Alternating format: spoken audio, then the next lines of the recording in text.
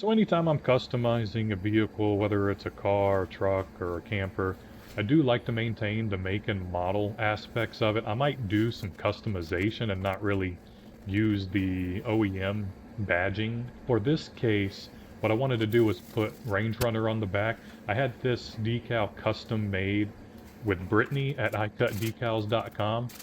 I did play around with the fonting in Word first before I kind of reached out to her. I went to the Runaway website and I found out that their font is very similar to Arial Black or Bold with a 180% horizontal stretch. So I was able to get with Brittany and kind of give her my specs and my letter height and width that I wanted. And she was very helpful in getting things, so she sent me kind of a draft, what it would look like cut with the specifications. That way I made sure it was going to fit. So I wanted a 4-inch tall decal to fit directly center in the 6-inch tall black stripe that I had, and no more than 60 inches in width. So I would say it came out pretty good. Anytime I'm working with a decal, I do make sure that I have my hands clean. I will go in and wash my hands multiple times with Dawn dish soap to make sure I don't have any oils on my fingers. And also, when I'm working with them, I will spray my fingers with the soapy solution, just so I make sure I get everything in there. And I will have to say, this came out better than I had expected, and I'm extremely satisfied with it.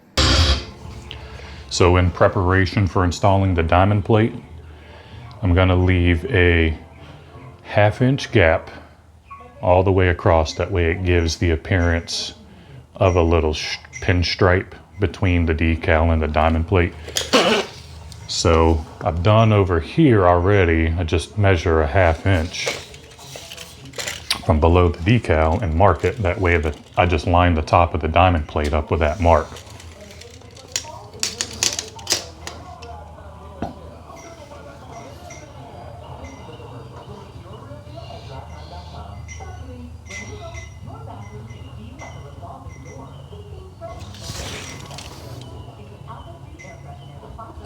So I've done this everywhere there's a transition from a body panel to trim of some kind.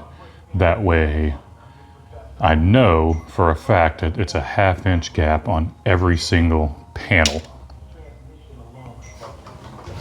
So we're at the point where we're ready to put the diamond plate on the bottom.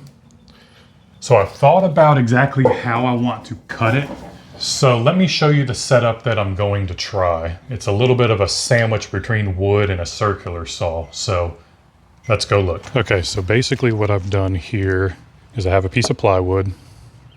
I have a running rail for my circular saw to run against. Basically what I did is I screwed this in and I cut this straight to a flat edge. You want to make sure that you have a piece of wood that is a flat edge, or else you're going to have curves in your cut. So my plan is to take the aluminum, sandwich it between two pieces of plywood, and just cut it along this line. So once I mark where my cuts need to be, we'll just run it through, clamp it down, and cut it with the circular saw.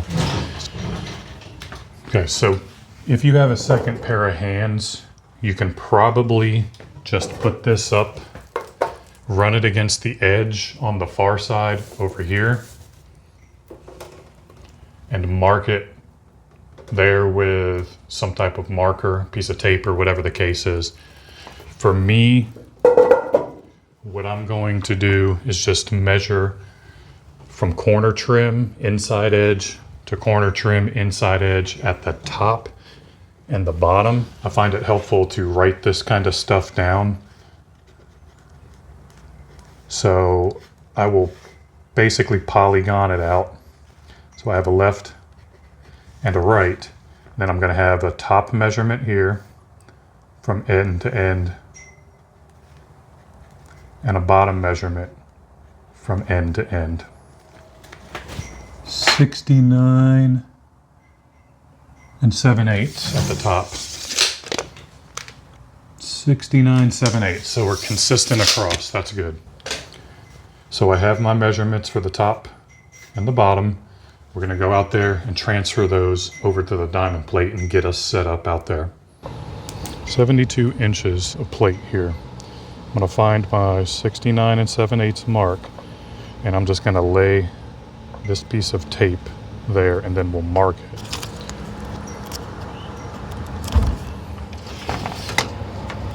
.69 7/8. Okay. 69 7/8.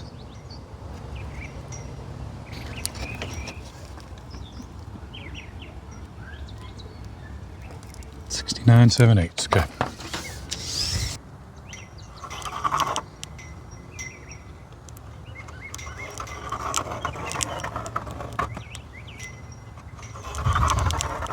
This piece is severely important. Okay.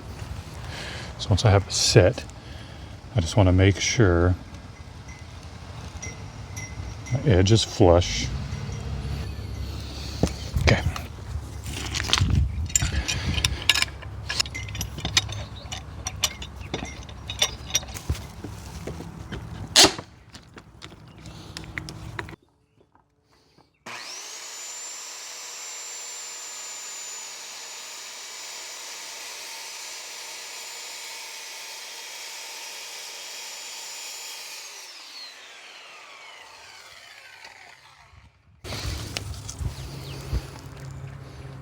Huh.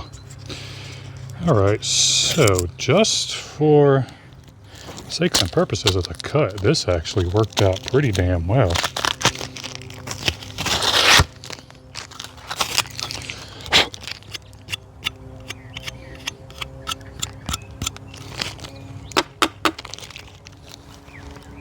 So I don't know if you can see this, but the cut came out pretty well.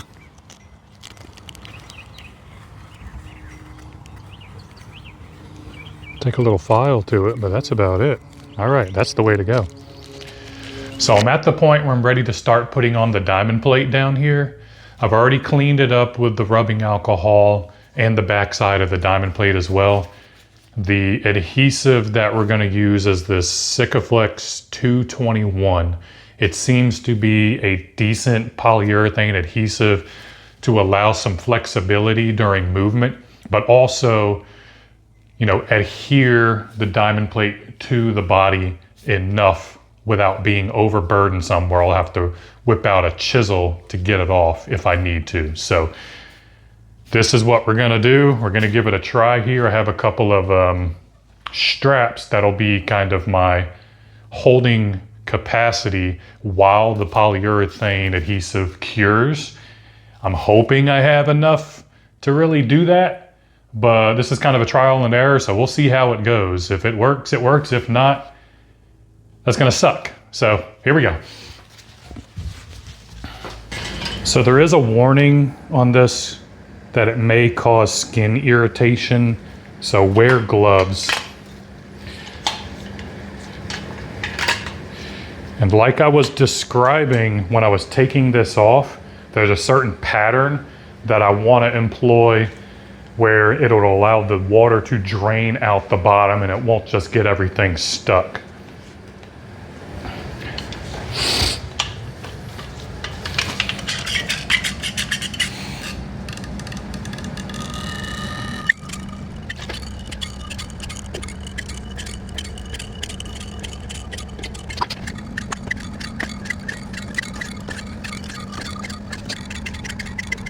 A couple of spots where I noticed I was getting a little low. I just want to make sure I get good adhesion.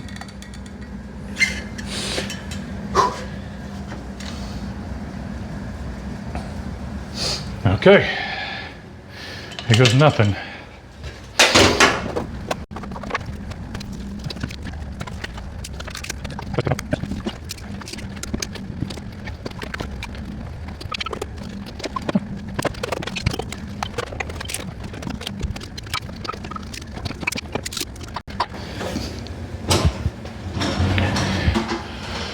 All right, so I guess we just let that sit. I hope the straps don't dig into the aluminum up here too much, but I guess that's as best as it's gonna get, so we'll deal with it. Okay, so while the rear is drying or curing, I'm gonna work on 2 more panels just because they're small and I think I can get them to cure taped up, maybe with a little pressure of some wood leaning against it. So reading the directions of this Sikaflex, it says the typical cure, tack-free in 1 hour. Full cure is approximately 7 days based on 73 degrees Fahrenheit, 50% relative humidity. Put the glue, put the diamond plate on, tape it, lean some wood up against it.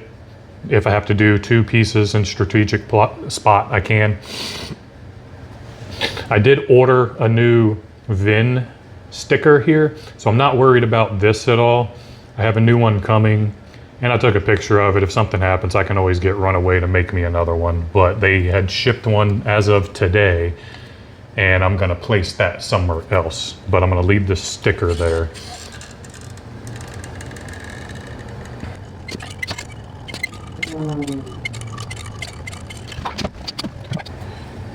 So I'm going to stick this edge into here because there's a little bit of a lip on this trim that it'll get under, and line it up with the top.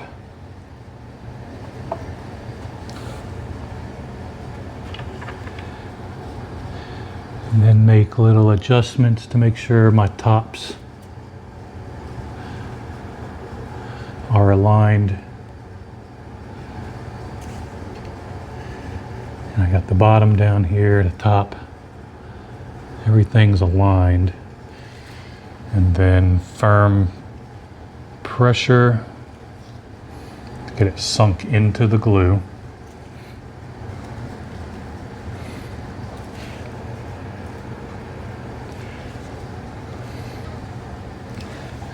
And then a final realignment here.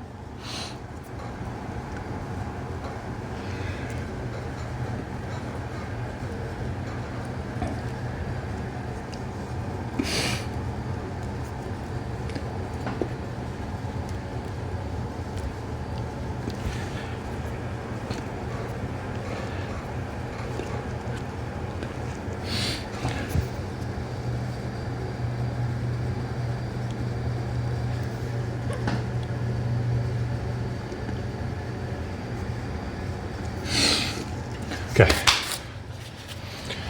Pretty confident that's just going to hold and cure on its own, but I will lean up something against it.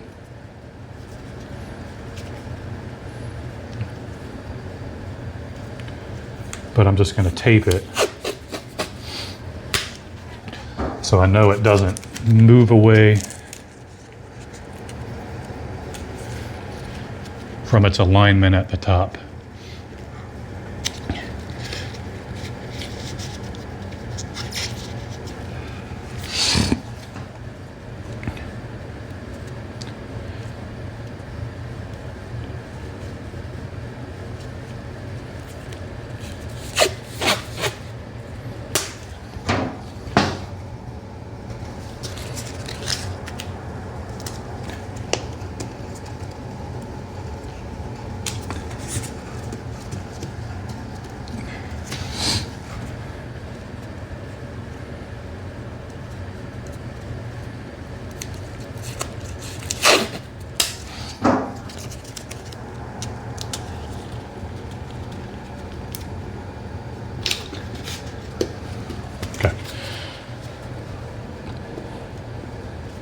So I'll go around, I'll do that on the other side. I might actually do the door panels too, but it's gonna be the same process. Either I'm gonna have to clamp down on the front and the rear, and probably on the fender sides. But on these sides, you can probably just tape it, press in, get something and lean it against. So we'll come back when it's fully finished all the way around, and I'll show you the final look. So what I'm doing here is filling in each one of these holes from previous fenders being installed. I'm gonna reutilize this hole for the top But since my Jeep fender goes vertically and then at an angle, it's going to encapsulate all this, plus the diamond plate's going to be on top of it. So what I want to make sure to do is fill these holes in. That way no water can get in it. And then what I'm going to do is I'm just going to scrape across it. That way it's flat. So this RV sealant, and I'll show you a picture up on the screen, is self-leveling. So it's a little bit more runny and it'll drip. So I'm letting it kind of set up a little bit. But it should be at a point now where I'm just going to scrape it up. I'm not too worried about how it looks here, since the diamond plate's going to go over top of it. And this hole I'm reutilizing. I just want to fill something in there just in case, just a little bit of extra water protection.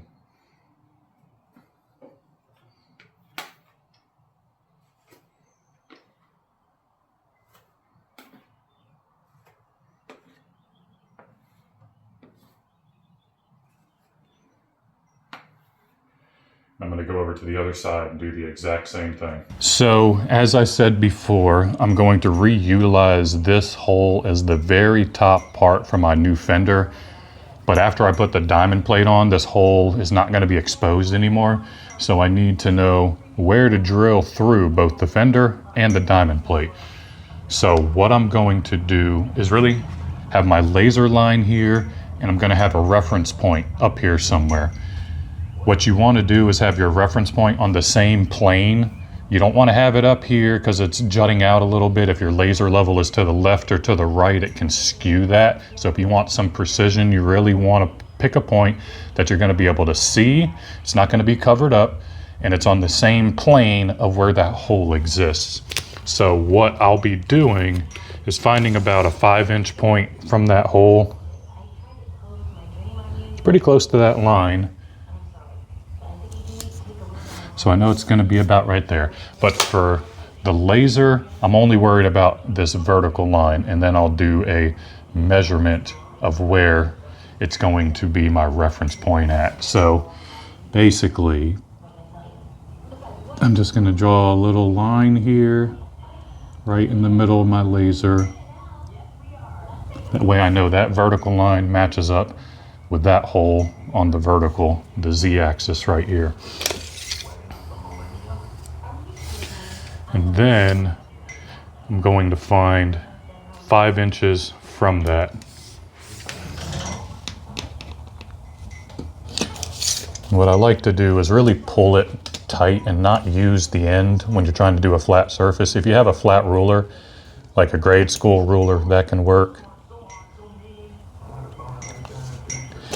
Sometimes it helps if you have your tape measure down there so you don't have to worry about holding it too. So let's do a 20. That way we know 15 is our horizontal.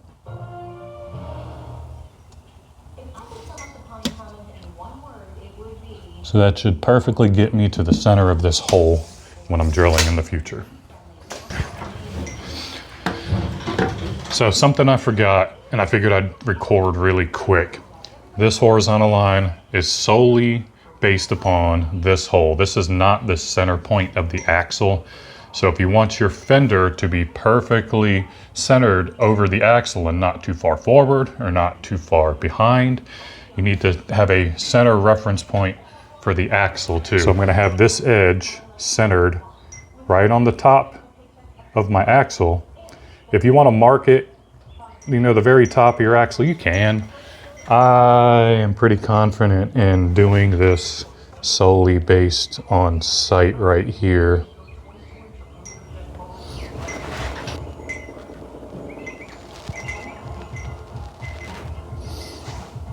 All right, so that's my center point for the axle.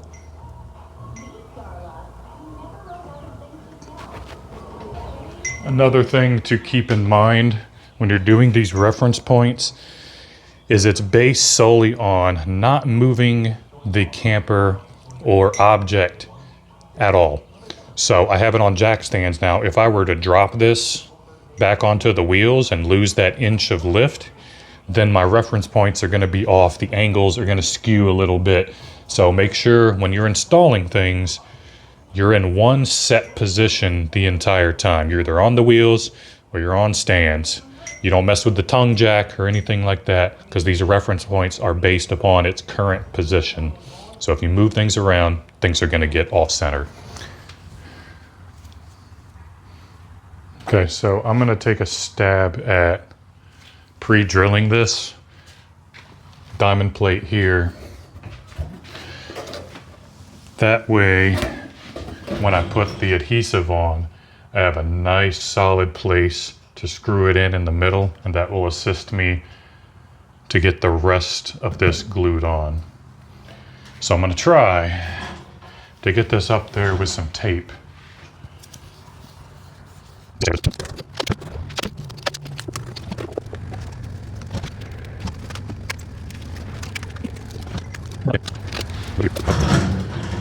So this is my vertical. Pull it down, make sure I'm flush. Over here, okay. So I know what my vertical line is.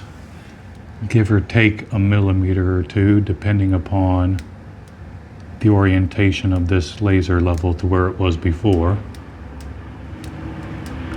Now I just need 5 inches below.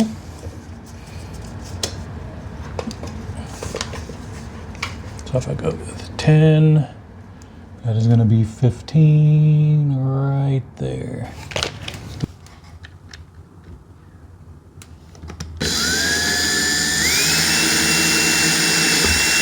Oh, that was perfect. Right into the hole. Fantastic. All right, so I'm going to take it apart, clean up this hole a little bit, and then lay some glue, put the plate on, screw the screw in, and then just tape the rest of this up and try to secure it as the glue cures.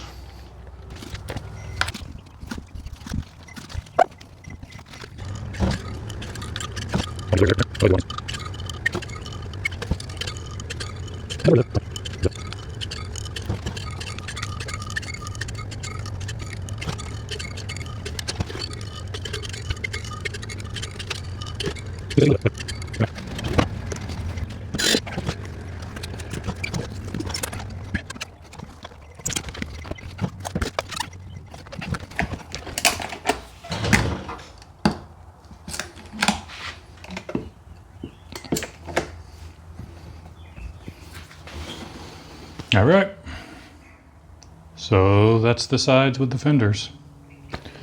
So installing the fender is the last piece of the puzzle.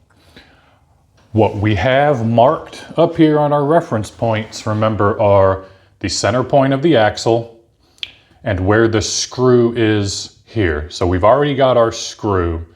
What we need to do is find the relation of the center point of the fender and the center point of the axle. So I need to find the center point of the fender first, and I need to mark that on our fender itself. So I have a piece of tape here that I'll be using to align it with the center point of the axle in a second. But the easiest way to find the center point of your fender is to just flip it around, put a piece of tape here, and then just measure here and use a laser level. Remember, when you're using a laser, you want it to be on the same plane of measurement to where you're putting your reference point. 34.5. So I want my laser to be centered on 17.25.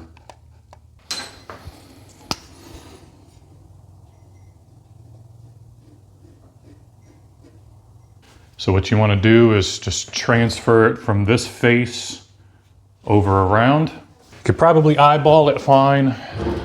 I just like to use my speed square when I have an opportunity to use my speed square. So I'll flip it back around.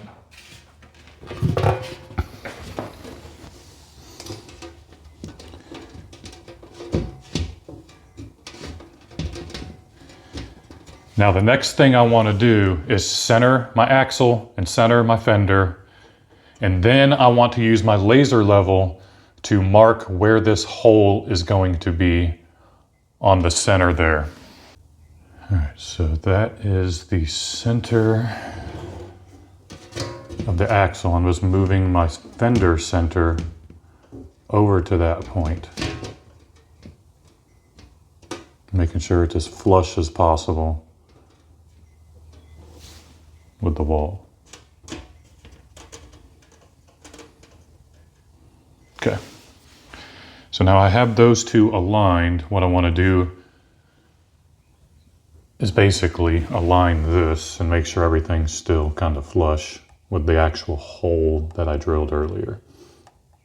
So this is where the hole is. And transfer this over to the mounting side here.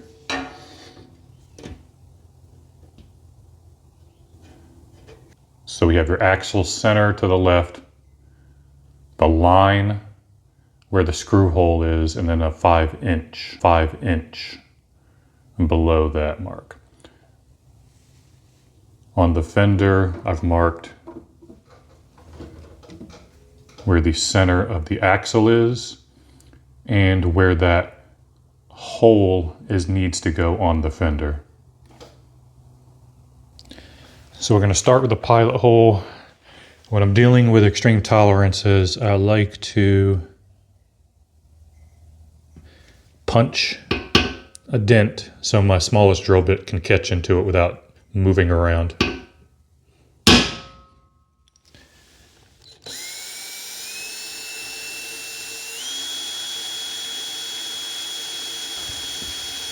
So now I have the hole, I can just remove this tape from this face. So once I have this first hole, I like to step up in smaller bit sizes. That way I keep this hole as centered on the original location as possible.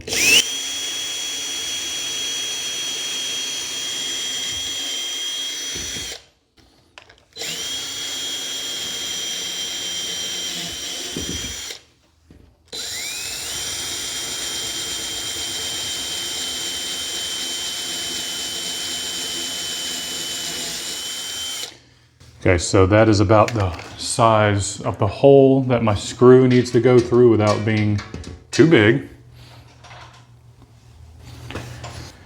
Okay, so you're at a point now where you have one hole in, but your fender's still allowed to pivot, so you need to really think about what level means for this fender. You can measure it out and do a center line on your axle and get the equidistance between the back and the rear of your fenders and the front. I think probably what's best is to do it visually and take a step back and really look at it and from different angles. You can also level your camper. So I'm gonna take a little bit of a step back and I'm gonna mess with the tongue jack and get this thing leveled out.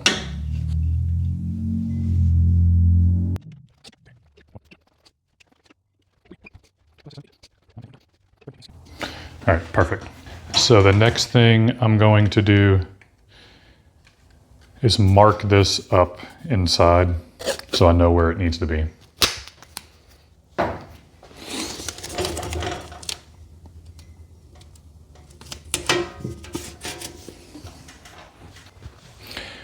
So at this point, I'm ready to drill holes in this all the way around.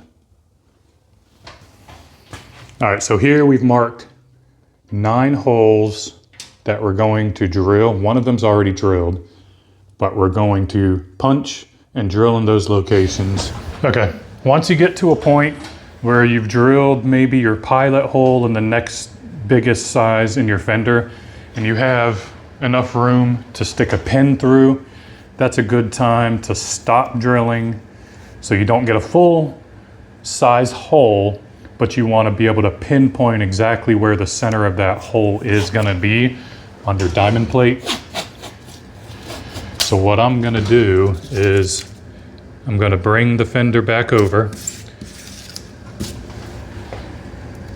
with my pilot hole, because I have a very fine point pen that I'll be able to mark, and I can drill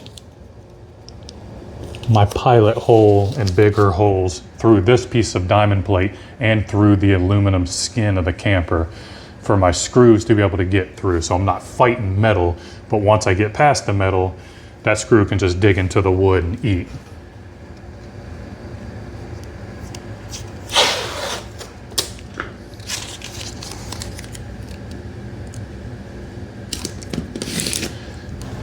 And I'm going to take my very fine point pen and just poke it through my pilot holes.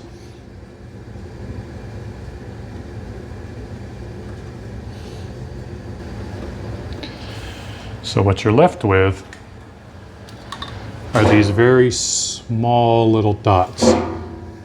So it's very easy to get a pilot hole going in the exact location that you need it.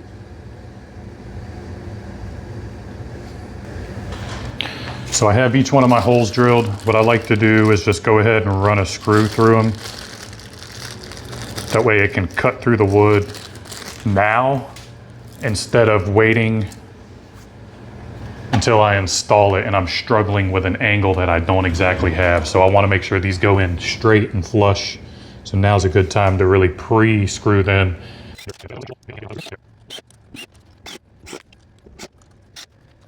Okay, good. So each one of the holes go in, they grip, they're tight.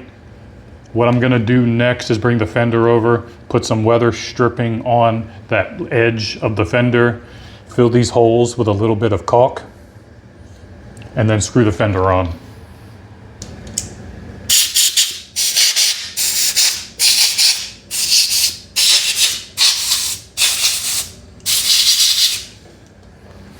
So I'm using the same caulk I used for the corner trim, this Quad Max. And I'm just gonna fill in these holes with a decent amount.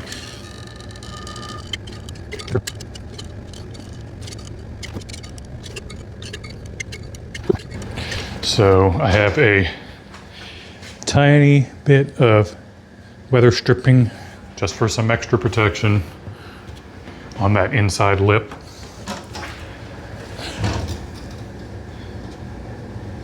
So what I'm gonna do now is get this first hole started. I'm gonna do it by hand.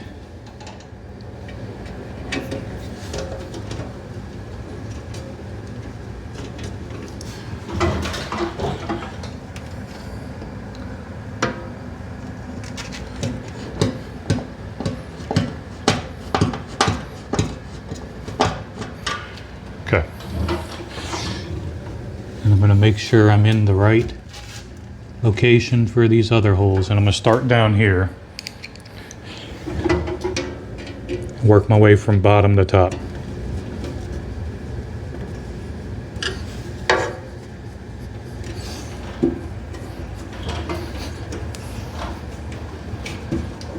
All right, so we're on.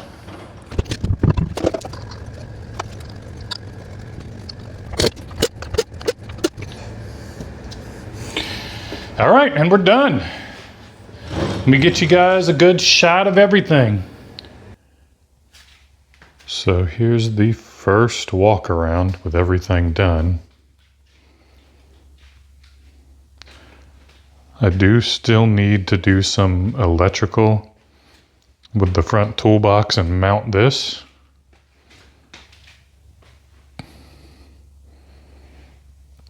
But I have to say my favorite part still is probably the reflective stripe. It just looks so cool. Especially when you roll around towards the back.